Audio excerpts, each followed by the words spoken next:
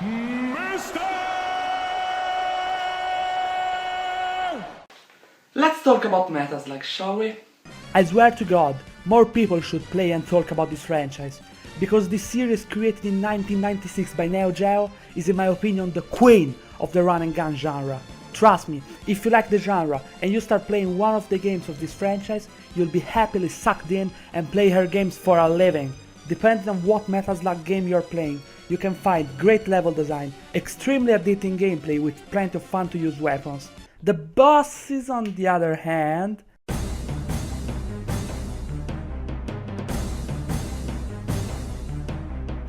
Metal Slug can be extremely hit or miss when talking about boss fights. For every amazing boss that you find, there will often be other fights that can ruin your experience of the game. And when you find an awful battle, there's gonna be an amazing boss fight bringing your enjoyment back. So let's count down what, in my opinion, are the 5 worst and the 5 best bosses in the Metal Slug series. Also, remember that I haven't played Metal Slug 3D due to the fact that the game never went off Japan, so no bosses from there, and from what I know, I haven't missed too much by not playing it. By the way, spoilers will be present in some of the entries. Keep that in mind before complaining. With that being said, and nothing else to add, let the countdown begin! Metal Slug 2 was a huge step up from the first game, and it damn shows when you look at the fact that a remake of it was done a year after under the name of Metal Slug X, which was better and harder than 2, but it shares with it the level design and most of the bosses, with the exception of the first one. And to be fairly honest, these 2 games have just a tolerable selection of bosses. However, there is one that stands out negatively over the other boss fights of Metal Slug 2 and X. That would be this game's final boss, the Rugname Mothership.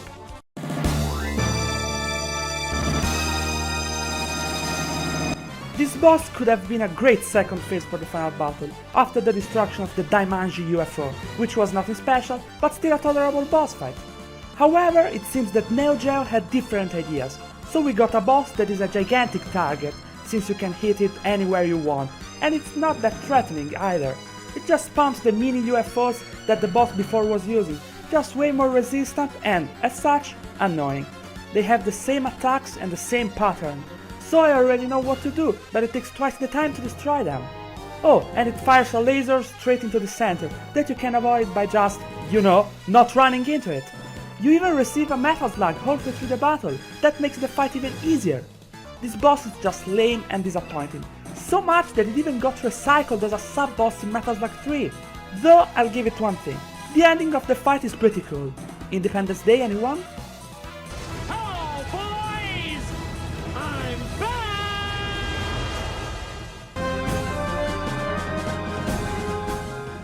As much praise as it deserves for being the game that started the franchise, the original Metal Slug is quite outdated compared to many of the other games in the series, mainly due to the fact that it's short, and I mean very short. The bosses of the game are quite hit or miss, often being rather bland, and there is only one that I really like. That boss is, or should I say are, the 4th one in the game, the twin tanks Sho and Karn. If you look at them separately, they are objectively nothing special. They're just tanks that mainly launch missiles and shoot fire.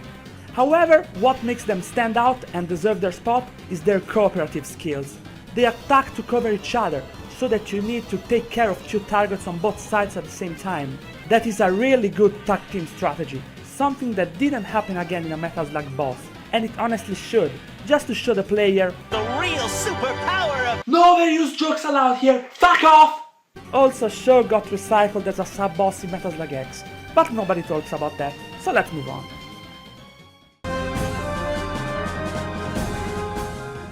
Metal Slug 5 could have been the best game in the series. The level design was nice, it had the best soundtrack in the whole franchise, and the introduction of the slide dash mechanic was a touch that I really like. But before talking about what the entry actually is, let's talk about a small moment in the game at the end of Mission 1. A strange mask falls from the sky. A native man wears it and he gets hit by a lightning out of nowhere, becoming completely crazy. Fast forward at the end of the game, after one of the shortest final missions in the series, you fight 2 mammoth towers in a quite tolerable boss fight. Then there's the final boss. Could it be the guy that got hit by the lightning 4 missions ago? Is he behind all of this? He should and would be, but he ran into a problem bigger than his existence in the game. The developers rushed the game, and so instead of getting the native at the top of a tower like it was supposed to be, what do we get?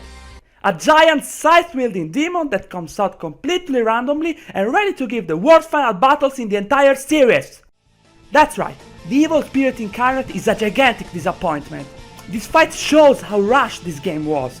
This demon has only 2 attacks, and dodging them can be either annoying if you don't know what to do, or easy as fuck. You need to be good at sliding to avoid the endless amount of spears he throws at you, and his side attack is quite easy to avoid if you just stay in one of the sides of the screen and run away at the right moment. Looking at how disappointing this boss is, I would say that the Ptolemaic Tower could have been a way better final battle, and it would have also made sense. But no! We get one of the most random final bosses ever! Remember Neo Geo, never rush your games! That brings you only problems and flaws, and the evil spirit incarnate is a huge proof of it.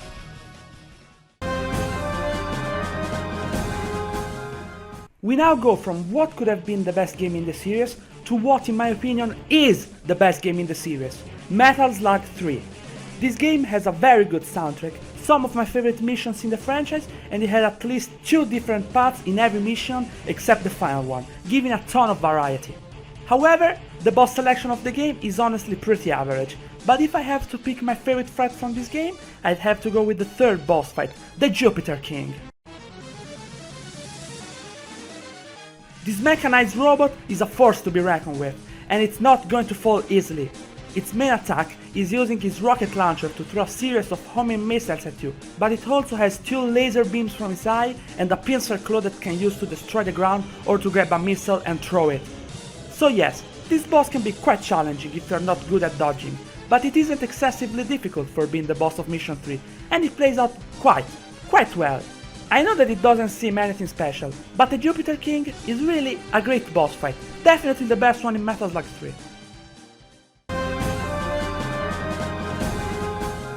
Have you ever felt like you needed to play a certain game, but then you got extremely disappointed by it? That's my story with Metal Slug Advance, which now I consider the worst game in the franchise. The levels are boring, the music is nothing special, and I found the life and card system absolutely unnecessary. And well, the life system is one of the reasons that make the Kalat Gold an absolutely awful boss fight. First off, let's check the design. One look at it and you immediately realize that it takes a lot of inspiration from one of the bosses from the original Metal Slug.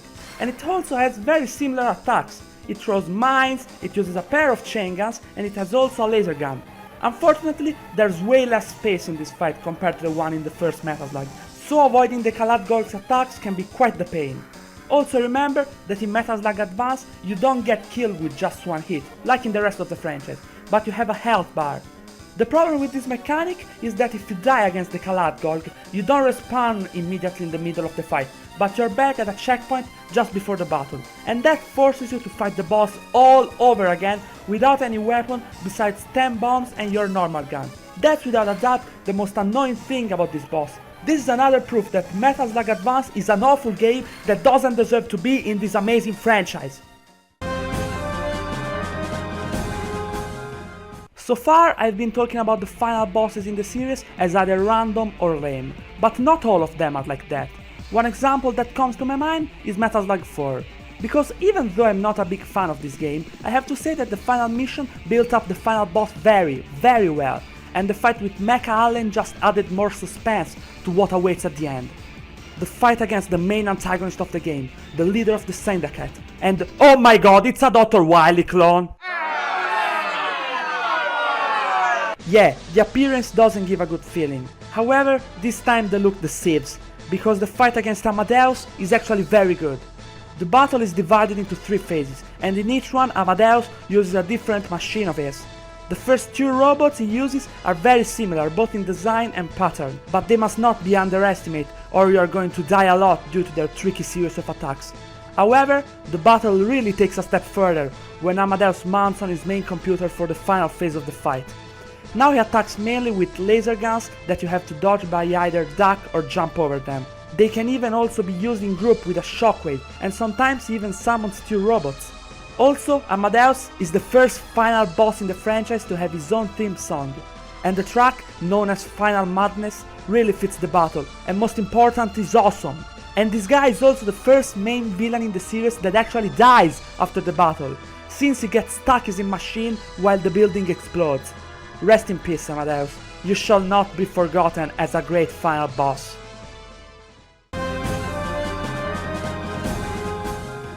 I said it a few entries ago, Metal Slug 3 is the best game in the series, but even this game can be pretty meh when we talk about bosses.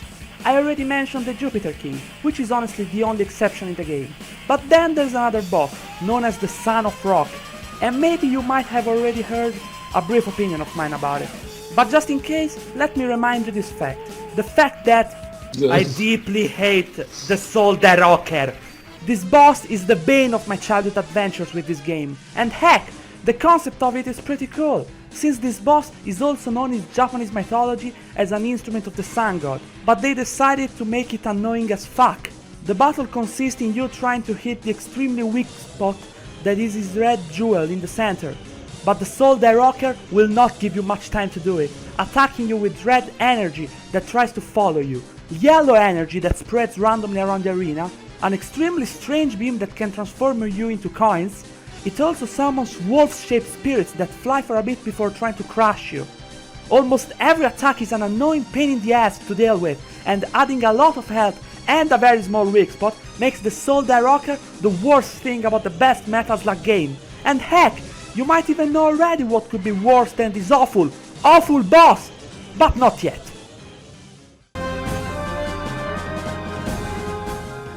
One of the most recurring enemies in the franchise is one of the main soldiers of the Rebel Army, the Rambo clone known as ONeill. In fact, you fight him in every main game of the series except Metal Slug 5 and 6. In the first two games, you fight him face to face. In Metal Slug 3, you meet him recycling a boss from the first game. And in Metal Slug 4, you first fight him piloting a tower, and then as Mecha Allen immediately before the great final boss of that game. All of these battles with him are usually pretty meh and really nothing special. But Metal Slug 7 is a completely different story in this case. Now, before saying anything, let me just say that I really didn't like this game. It kept the gimmicks introduced in its prequel, and I also found it to be rather easy compared to other Metal Slugs. With that being said, let's head directly to the 6th mission of the game, and after you are halfway done with it, something that makes this mission one of my favorite happens. You get to use a giant Mecha Walker! That's already something awesome, and after a section where you decimate a bunch of soldiers and other enemies, you discover that you are not the only one that has a huge robot like that. That's right, Alan O'Neill has his own Walker, known as Rebel Gigant, and is ready once again to fight you. Now, it might be just because we are talking about a battle between two giant robots, but this fight is really amazing. Alan's Walker is far from harmless. It's able to fight rockets from behind, launch giant mines or missiles, and even charge at you. Another thing that I really like about this battle is the fact that if your robot runs out of health, you cannot fight Alan without it, so you die immediately and the mech versus mech fight can continue. My only complaint about the fight is that it can be a bit easy due to the boss pattern being relatively predictable, which is probably the main reason of why it's not number 1. So Alan, just like you say every time, see you in hell! Now, before talking about the two number 1 spots, let's mention those good or bad boss battles from this franchise that almost got into the respective list.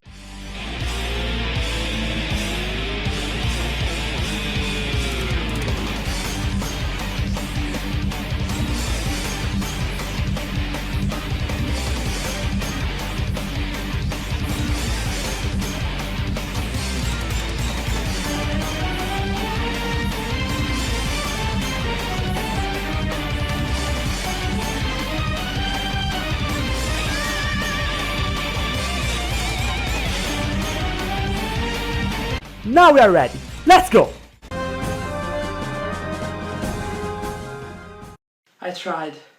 I really tried to convince myself that the Soul the Rocker deserved to be number 1, just to not going through this awful battle again. But in the end, there was no way that this boss could have been saved. So Mr. Number 1, it's been a while since we don't cross each other. Introduce yourself.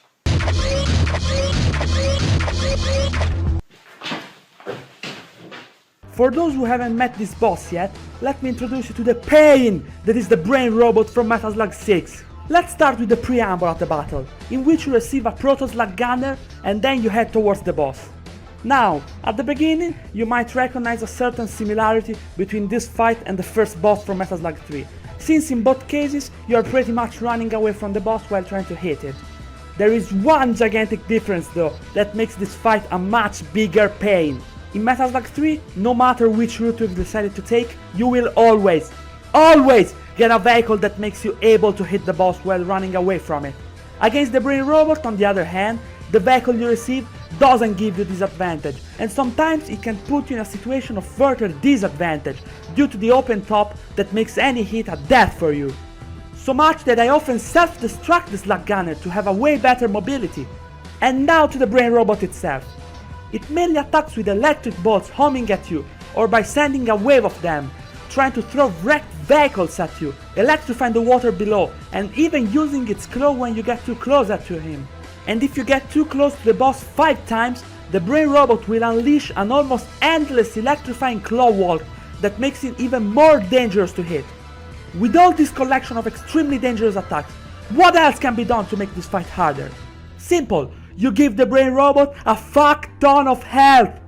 Because even if you're good enough at avoiding the attacks, it will still take you absolutely forever to destroy this boss. So screw the challenge factor and screw the pretty great boss team. The brain robot will forever stand as one of my least favorite boss battles in every video game, ever! So, now that this disgrace has been taken down, let's move back to the good stuff, shall we? I think you might have noticed it, but my relation with Metal Slug 6 is quite hit or miss. I like the level design and the soundtrack, but I really did not like the new gimmicks introduced and... No! Enough! Get away! Heck, if you exclude the brain robot, this game has actually some decent boss fights.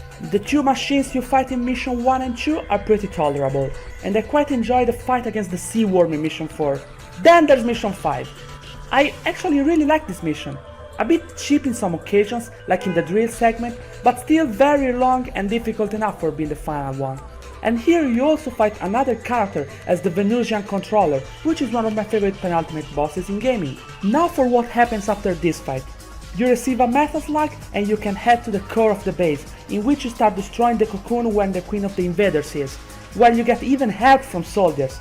And after you've done that, you feel like it's over, like if it was that easy. However, the Queen snaps.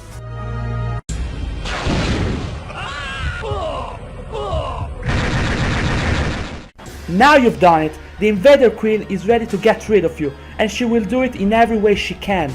This fight shows how challenging Metal Slug 6 can be, but unlike the brain robot, this is far from cheap, since you have a Metal Slug with you, a vehicle that actually works for this fight. The Invader Queen attacks by breathing flames or energy blasts that destroy the platform you're on, using a laser version or creating multiple energy waves that can go straight or homing at you. There are many other things I really like in this fight though. First one being the atmosphere. You're fighting the queen of a race that is trying to invade you and even took control of one of your friends, in the deepest part of their lair, in a battle that might cost you everything you fought for. Absolutely amazing. Not to mention the crazy music that plays in the background, known as Discharge. It really gives a feeling of final battle, more than any other music track in the franchise. Just have a freaking listen.